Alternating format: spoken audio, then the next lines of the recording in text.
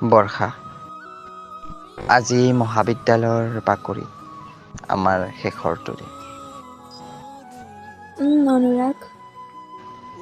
এই মহাবিদ্যালয়খনৰ লগত কটোৱা প্ৰতিটো মুহূৰ্তৰ সময়বোৰ, দিনবোৰ স্মৃতি হৈ ৰ'বনে?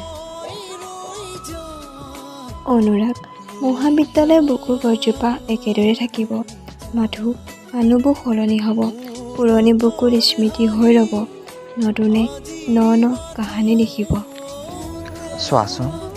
চোৱাচোন বৰ্ষা, বকুলজোপা আজি কেনেকৈ স্থিৰ হৈ আছে।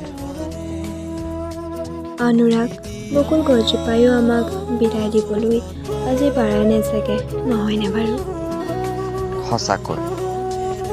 সঁচাকৈ সময়বোৰ কেনেদৰে পাৰ হ'ল গমকে পোৱা নগ'ল।